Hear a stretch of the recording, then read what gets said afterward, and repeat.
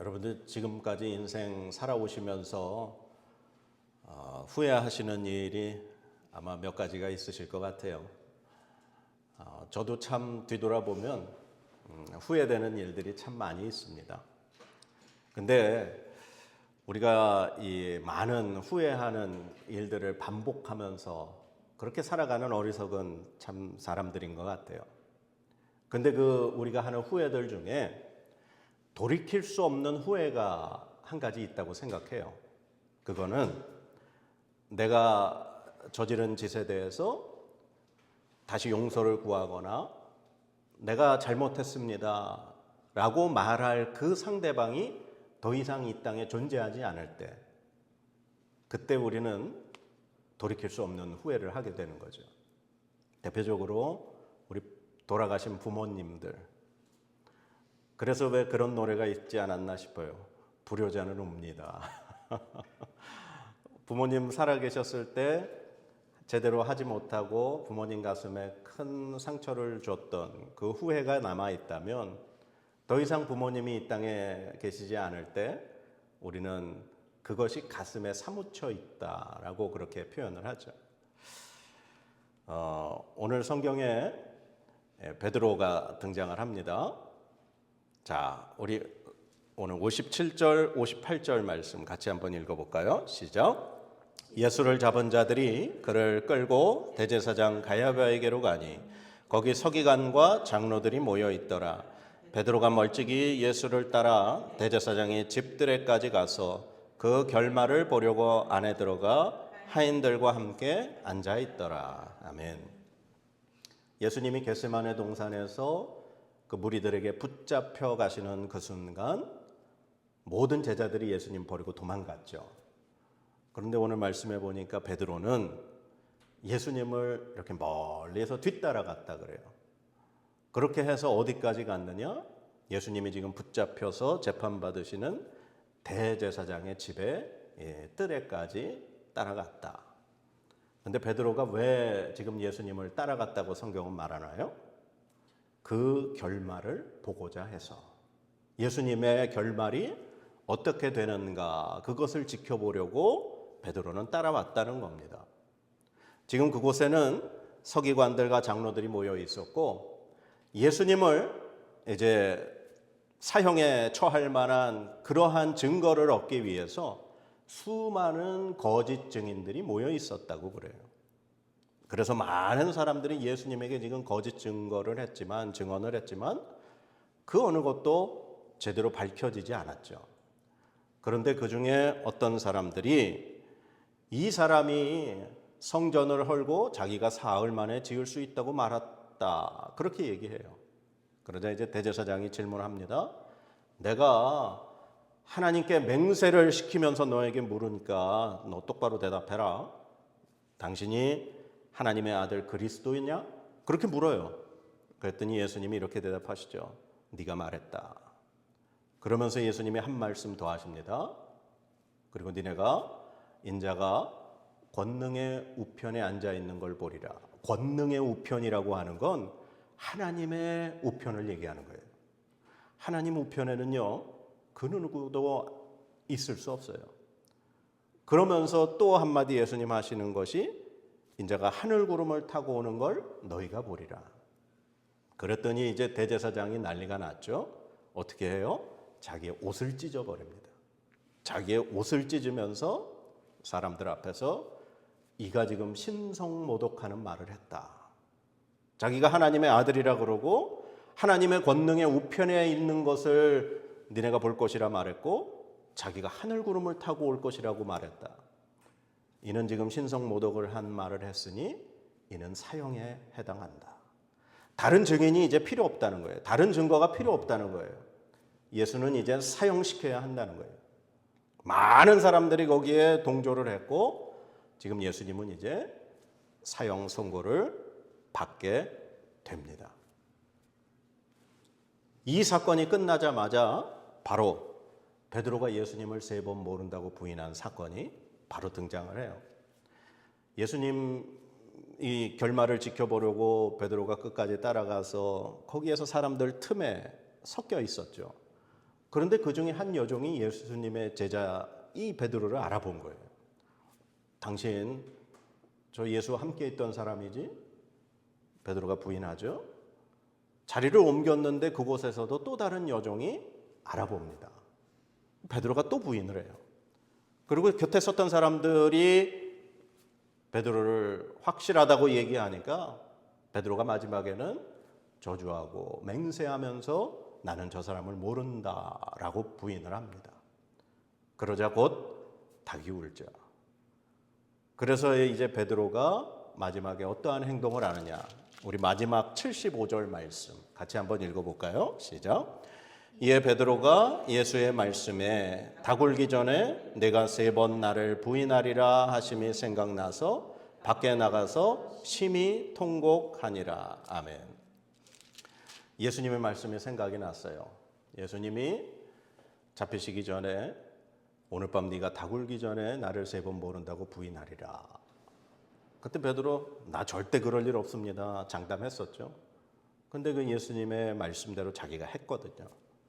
그리고 닭이 우니까 예수님 말씀이 기억이 나서 밖에 나가서 심히 통곡했다. 그렇게 지금 표현하고 있어요. 베드로가 왜 그렇게 심히 통곡했을까요? 베드로가 지금 예수님 따라서 그 대제사장의 집들에까지 간 이유가 예수님의 결말을 보려고. 그런데 예수님의 결말이 지금 어떻게 끝났어요? 사형 판결이 떨어졌어요. 지금 이제 예수님 죽을 거예요. 그리고 자기는 예수님을 모른다고 3번이나 부인을 했어요. 저주했어요. 베드로는 더 이상 돌이킬 수 없는 후회될 짓을 하고 만 거예요. 예수님은 이제 죽으실 거거든요. 자기가 저지른 죄에 대해서 예수님에게 잘못했다고 용서를 빌 길이 없는 거예요. 그러니 베드로는 밖에 뛰쳐나가서 자기가 한 그 행동에 대해 정말 심히 통곡하는 그것밖에 할 수 없었던 거죠. 우리 성경에요, 창세기 마지막 부분에 요셉의 이야기가 등장을 합니다. 그런데 요셉 이야기가 창세기 37장부터 마지막까지 거의 굉장히 많은 부분에 이렇게 차지하고 있어요. 이 야곱이 자신의 그 12아들 중에 요셉을 굉장히 사랑했죠. 그러다 보니 다른 형들이 요셉의 10명의 형들이 요셉을 굉장히 시기 질투했습니다. 그래서 어느 날 형들이 들에서 양을 치고 있을 때 아버지가 요셉을 형들에게 보내죠. 그때 어떻게 됩니까? 형들이 요셉을 죽이려고 하죠. 그래서 이 요셉을 붙잡아다가 옷을 벗기고 구덩이에 쳐넣습니다. 당시에 이스라엘 그 지역에서의 구덩이는요, 죽음을 뜻해요. 건기철에는 비가 오지 않고 땅이 마르니까 구덩이가 돼버려요. 그러나 그곳에 이제 비가 와서 물이 차면은 물에 잠겨 죽게 되는 거예요. 아니면 들짐승들에 의해 잡혀 먹거나, 아니면 거기서 올라올 수 있는 길이 없으니 굶어 죽거나 죽이려고 한 거예요. 그런데 우리가 그렇게 꼭 죽일 필요 있겠냐 해서 그냥 그 요셉을 이스마엘 상인들에게 은 20을 받고 팔아버리게 되죠. 그래서 요셉은 형들에 의해서 애굽으로 팔려가게 된 거예요. 그리고 오랜 세월이 이제 지나죠. 오랜 세월이 지나고 요셉은 우여곡절 끝에 애굽의 총리가 되죠. 그리고 이 애굽뿐만 아니라 이스라엘 전체, 가나안 땅 전체까지 이 가뭄이 들어서 야곱의 아들들이, 이 요셉의 형들이 곡식을 구하러 애굽까지 찾아오는 일이 발생하게 됩니다. 그런데 형들이 이 요셉을 만났는데 형들은 요셉을 못 알아보죠. 그러나 요셉은 형들을 알아봤습니다. 그런데 요셉이 그 형들을 알아보고는 너희들은 이 땅을 정탐하러 온 정탐꾼들이다. 그렇게 누명을 씌워가지고 3일 동안 감옥에 가둬버립니다. 그리고 3일 후에 그들을 다시 불러내서 니네가 정탐꾼이 아님을 증명하려면 니네 막내 동생 가서 데리고 와라. 그러면 너희의 이 무죄가 입증될 거다. 그렇게 얘기를 해요. 이 사건이 벌어지는 이 순간에 요셉의 형들이 이런 얘기를 나누는 장면이 나와요. 창세기 말씀인데요. 창세기 42장 21절에서 23절 말씀에 보면은 이런 말씀이 있어요. 우리 같이 한번 읽어보도록 하겠습니다. 시작. 그들이 서로 말하되 우리가 아우의 일로 말미암아 범죄하였도다. 그가 우리에게 애걸할 때에 그 마음의 괴로움을 보고도 듣지 아니하였으므로 이 괴로움이 우리에게 임하도다. 르우벤이 그들에게 대답하여 이르되 내가 너희에게 그 아이에 대하여 죄를 짓지 말라고 하지 아니하였더냐. 그래도 너희가 듣지 아니하였느니라. 그러므로 그의 핏값을 치르게 되었도다 하니 그들 사이에 통역을 세웠으므로 그들은 요셉이 듣는 줄을 알지 못하였더라. 아멘. 자, 지금 형들이 요셉 앞에서 자기들이 지금 그 어려움을 당하니까 탁 떠오르는 생각이 뭐였어요? 우리가 그 동생이 살려달라고 애걸할 때 그 소리를 듣고 우리가 외면했기 때문에, 우리가 그 요셉을 죽였기 때문에 우리가 이런 일을 당하는구나. 대번에 형들은 그 사건이 떠올랐어요. 이 말은 형들이 요셉을 이스마엘 상인들에게 팔아버리고 형들의 마음이 늘 가슴속에 이 돌이킬 수 없는 후회로 그 사건이 남아있었다는 얘기예요. 그런데 그들의 이야기를 중간에 통역을 세워서 요셉이 듣고 있었어요. 요셉이 자기들의 말을 못 알아듣는 줄 알고. 근데 요셉은 그 얘기를 다 듣고 있었죠. 그렇게 해서 결국 형들 중에 한 명을 감옥에다가 가둬두고 나머지가 이제 곡식을 가지고 집에 가죠. 그리고서는 아버지하고 또 실랑이를 하다가 결국에 막내 동생 데리고 다시 오죠. 그러고 나서는 요셉과 즐거운 시간을 보내고 이제 보낼 때 요셉이 꾀를 하나 쓰죠. 자기의 친동생, 같은 어머니인 동생을 자기에게 남겨두고자 은잔을 그 베냐민의 짐 속에다가 숨겨놓고 보냅니다. 그리고 경비병들을 보내서 붙잡아 오게 하죠. 그때 모든 형제들이 다 같이 다시 요셉에게 와서 애걸복걸을 합니다. 만약에 이 막내 동생이 여기 남아있으면, 막내 동생이 죽임을 당하면 우리 아버지가 죽습니다. 그러면서 막 전후사정을 다 이야기하며 요셉에게 살려달라 그러죠. 그때 요셉이 이런 얘기를 해요. 우리 창세기 45장 3절에서 5절 말씀인데 같이 한번 또 읽어볼까요? 요셉이 그 형들에게 이르되 나는 요셉이라. 내 아버지께서 아직 살아계시니까 형들이 그 앞에서 놀라서 대답하지 못하더라.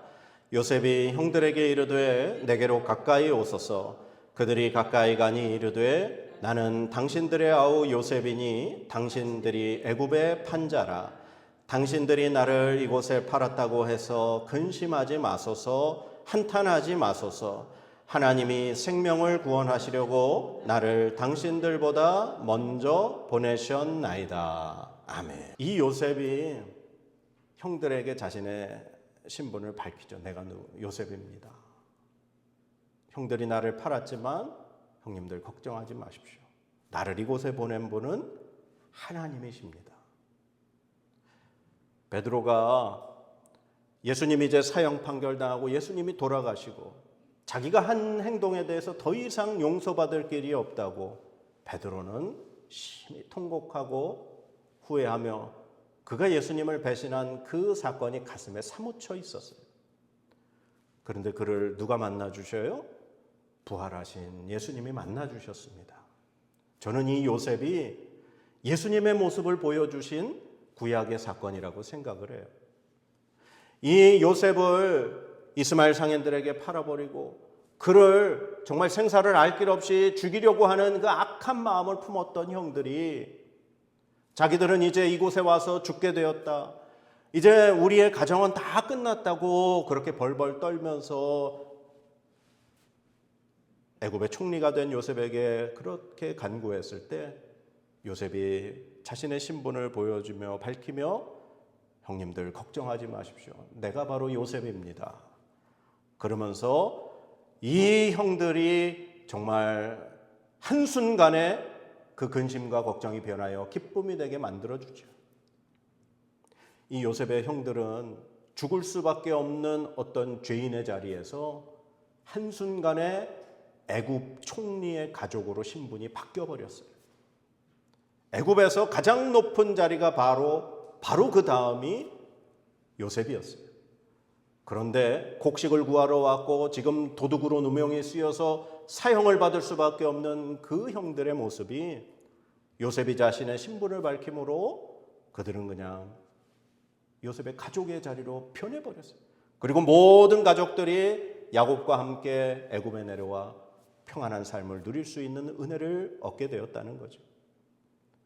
바로 죽을 수밖에 없는 우리들을 위해서 예수님이 이 땅에 오셔서 우리의 죄를 대신하여 십자가에 달려 돌아가시고 3일 만에 부활하셔서 우리에게 생명의 은혜를 주셨습니다.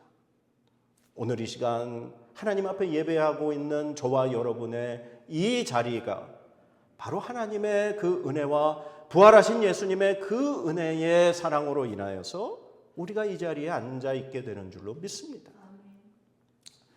이 돌이킬 수 없는 후회를 한 베드로, 그에게 부활하신 예수님이 찾아오셔서 예수님은 그에게 다시금 사명을 주시고 그에게 은혜를 주십니다. 그런데 성경 어디를 봐도요, 베드로가 예수님에게 자기가 한 짓에 대해서 잘못했습니다, 용서해 주세요 라고 말한 적도 없고요, 예수님도 베드로에게 너 왜 그런 일을 했느냐라고 물으시는 말씀이 나와 있지 않습니다. 예수님은 베드로를 만나시고 나서 내가 나를 사랑하느냐? 내 양을 먹이라. 예수님 그렇게 말씀하셔요. 예수님은 우리의 죄를 묻지 않으십니다. 예수님은 사랑으로 우리의 죄를 정죄하지 않으시고 품어주십니다.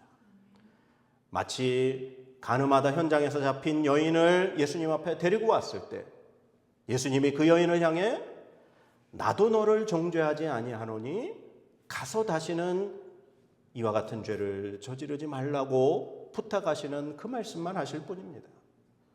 사랑하는 여러분, 우리가 하나님의 은혜로 이런 귀한 하나님의 은혜의 자리에 앉아 있는 것은 우리의 죄를 묻지 않으시고 우리를 자녀 삼아 주신 하나님의 사랑인 줄 믿습니다.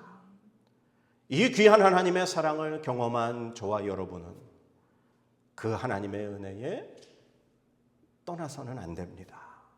그 하나님의 은혜를 경험한 우리들은 그 하나님의 은혜에 감사하며 기뻐하며 그 하나님의 은혜를 기억하며 살아야 할 줄로 믿습니다. 그래서 그 하나님의 사랑을 우리의 가슴에 품고 그 하나님의 사랑을 세상 가운데 전하며 살아갈 수 있는 저와 여러분의 삶이 되어지기를 간절히 축원합니다. 기도하겠습니다. 하나님, 오늘 돌이킬 수 없는 후회를 한 이 베드로의 모습 속에 우리의 지난날의 죄악과 우리 모습을 보게 됩니다. 그러나 부활하신 예수님을 만나고 베드로를 다시금 품으시며 베드로에게 사명을 주신 그 예수님의 사랑, 그 사랑이 또한 우리를 살게 하신 줄로 믿습니다. 하나님의 그 무한하신 은혜와 사랑이 우리를 이 하나님의 자녀의 자리에 앉게 하신 줄로 믿습니다. 이 하나님의 사랑을 경험한 사람은 절대로 하나님을 떠나지 못할 줄 믿습니다. 하나님, 이 하나님의 사랑을 우리가 가슴에 품고 이 땅을 살게 하여 주시옵소서. 우리가 그 무한하신 하나님의 사랑의 자리에 나아가게 하시고 이 사랑을 모르는 사람들에게 이 자리를 우리가 소개하며 그들과 함께 주님 앞에 나아갈 수 있도록 우리에게 은혜 베풀어 주시옵소서. 예수 그리스도께서 이 땅에 태어나신 그날을 기다리고 소망하며 우리가 지금 대림절의 기간을 지내고 있습니다. 주님, 이 기간 그 하나님의 무한하신 사랑, 예수 그리스도의 그 사랑 성령 하나님의 그 은혜를 우리가 기억하며 이 한 주간 살게 하여 주시옵소서. 감사드리며 예수 그리스도의 이름으로 간절히 기도드립니다. 아멘.